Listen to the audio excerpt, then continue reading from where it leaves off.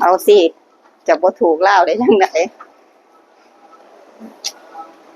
อันนี้ก็จะเป็นผนังถ้ำเนาะค่ะพี่น้องมาเด้อศักดิ์สิทธิ์เนี่ย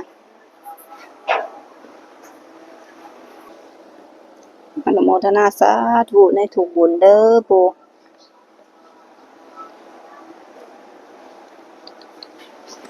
สาธุสาธุสาธุบุญใดที่เกิดเป็นผลบุญแล้วลูกหลานอนุโมทนาสาธุบุญอุทิศส่วนบุญส่วนกุศลให้เปิดดวงเปิดโชคเปิดลาภให้ลูกหลาน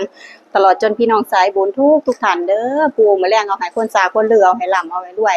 ลาวพัฒนากันแตก3โตตรงสาธุฮู้บ่อันนี้คือวังเวียงเนาะค่ะของตันปูพญานาคราชเนาะค่ะแต่ถ้าฝนตกแห้งๆเข้ากับเขาบ่ได้เด้พี่น้องแต่ว่าไผสิมาก็ให้เฝ้ามาเนาะค่ะช่วงนี้เบิ่งเด้อพี่น้องบรรยากาศ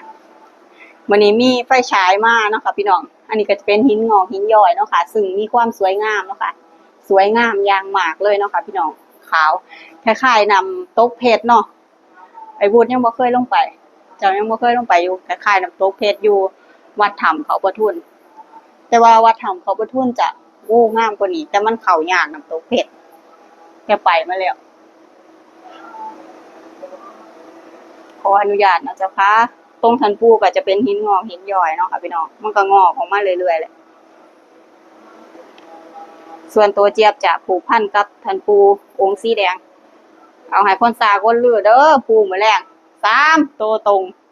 หนูเสือว่าหนูได้ขออภัยเด้อปูก็จะมีข้างข้าวเนาะค่ะเพราะว่ามันเป็นในถ้ำบ้านเฮาก็เอิ้นขี้เจียล่ะเฮ็ดจังไดล่ะบอกว่าสิเอามาเอาเลขอยู่ในถ้ำสิเอาวิธีใดล่ะ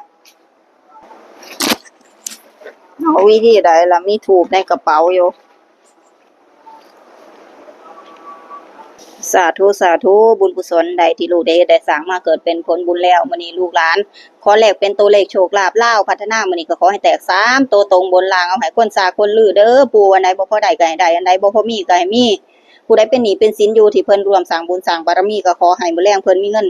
ใส่หนี้ใส่สินปลดหนี้ปลดสินลูกจะให้ผู้ใดที่มีบุญสัมพันธ์กับลูกมื้อแลงลูกจะให้